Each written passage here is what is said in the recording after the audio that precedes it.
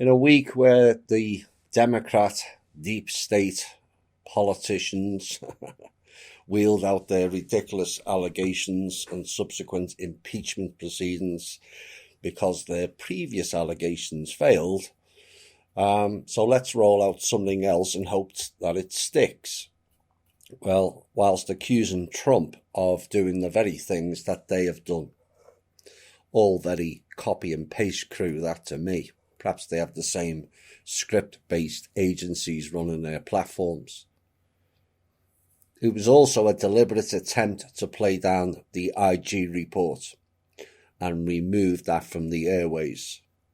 Childlike distraction is the name of the game in the world of the clowns. Now, following an outburst in the committee, the chairperson, Jerry Nadler, born to guy, stated the audience is here to observe and not demonstrate. Really, Mr. Nadler, you are a demon, and you're not straight either. You can't demonstrate, really. So we just have to sit there and only listen and observe the bullshittery. No thanks, Mr. Nadler. We have observed your bullshit for far too long, and it's all going to collapse around you. The First Amendment, Mr. Nadler, is called free speech. We have heard your drivel, and under the First Amendment, people are entitled to respond. TikTok, Mr. Nadler. As for the issues behind it, personally, I don't care whether Mr. Trump held back aid to the Ukraine or not, for two reasons. One, we need a massive amount of aid in this country, and two, if American people actually raise their heads out of their collective slumber-based asses and not just listen to the mainstream media, they will see the same treasonous snakes that are looting this country are also looting Ukraine also. And also operating under a foreign agents banner called NATO, or ATON to be precise. All because NATO wants to rile the Russians into World War III.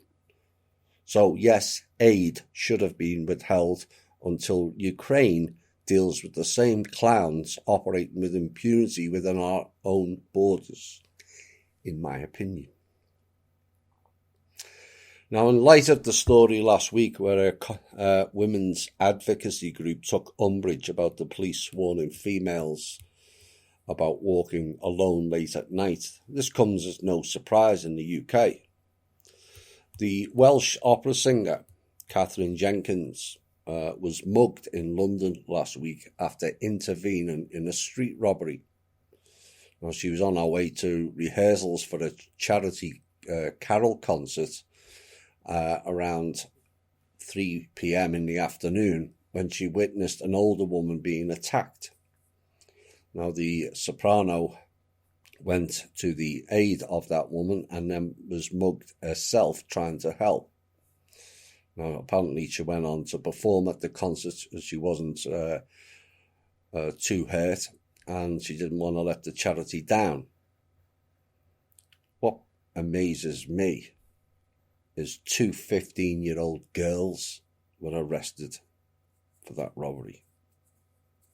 15-year-old girls.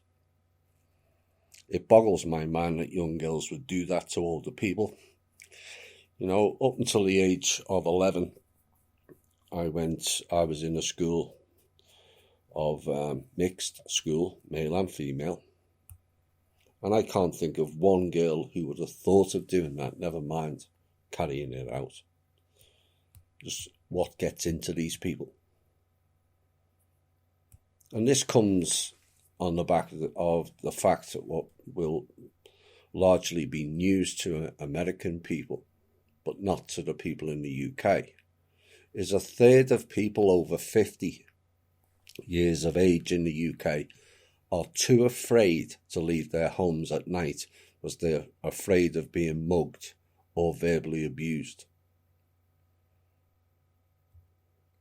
more than a third. And a survey of 4,000 people by age concern also found that 47%, I think that's way higher, I think it's nearer 80, of over 75s were too afraid to go out once the sun went down. This is the world we live in. Uber, the taxi firm linked to clowns, said it received almost 6,000 reports of sexual assault in the United States alone in 2018 and 2017. While the number of cases rose in 2018, the rate of incidents did drop by 16% as the number of journeys was higher. So kind of stacks the figures a bit. Now, the data was published in a report which Uber said showed its commitment to improving safety for Uber and the entire industry. Well, if you're interested in safety, why didn't he do something after the figures from 2017? Now, Uber is facing growing scrutiny around the world and recently lost its license to operate in London. And the report showed 5,981 sexual assault incidents were reported out of the 2.3 billion US trips over the two-year period. So that has to be addressed. The embattled California, I'm not surprised he's embattled, given the four horses of the apocalypse that operate in California. Duncan Hunter announced on Friday he plans to resign from his seat, and the announcement comes in the wake of the lawmakers' decision to reverse course and plead guilty to charges of campaign finance violations. And the move came months after Hunter's wife and former campaign treasurer Margaret Hunter opted to change her plea to guilty earlier this year. Meanwhile, the psychopathic four in that region go on with impunity, it seems. Yes, you all know who they are by now. Michigan, second highest court, has finally dealt a legal blow to Nestlé's Ice Mountain water brand, ruling that the company's commercial water bottling operation is not an essential public service or a public water supply. We need the rest of the country to stand up with Michigan on that and throw Nestle out of this country altogether. In fact, shut them down. They're just harvesting the water. One wonders whether they're connected to certain bug-eyed things. Now, the Court of Appeals ruling is a victory for the Osceola Township and a small mid-Michigan town that blocked Nestle from building a pumping station that doesn't comply with its zoning laws. And the case will also throw a wrench in Nestlé's attempt to privatise water around the country. Mr. Trump, please step in and just shut them down. And if it is to carry out such plans, it will then need to be legally recognised as a public water source that provides an essential public service. No, they don't. And the Michigan environmental attorney Jim Olson, who did not represent Osceola Township but has previously battled Nestle in court, said any claim with the Swiss multinational company is a public water utility is ludicrous. So there you know.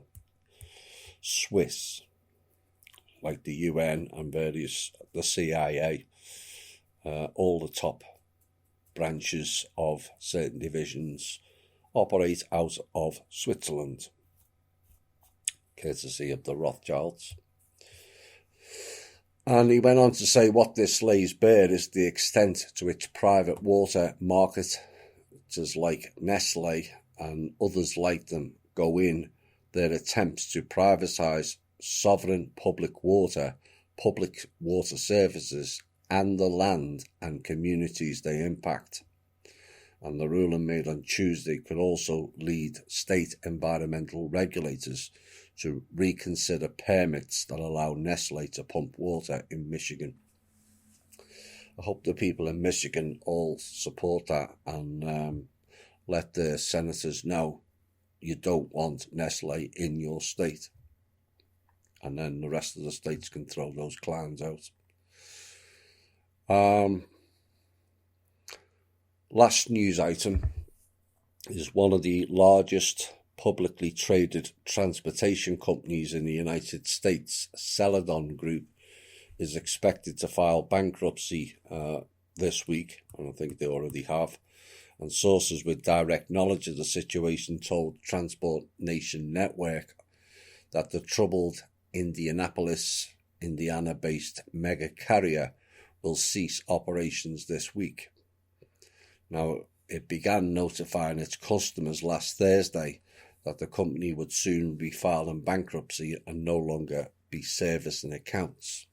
And TNN has confirmed this with multiple large Celadon customers, as these customers are currently scrambling to secure needed capacity. While some Celadon executives have been told of the company's impending demise, most employees have at the time of writing, not been notified as yet. A typical ploy that. And the company's more than 3,000 employees will likely be notified on Monday, and multiple sources said that they will be given vouchers to come back to base, because there's a lot of delivery drivers who will be out, and suddenly their cards or debit cards for fuel, etc., won't work. Nice people. Well, the gist of that is you can thank Amazon for that story, and the people wishing for convenience also buying off these harvesters. You know, your desire for convenience is costing many people their jobs and livelihood. One day it'll be yours also. Think different.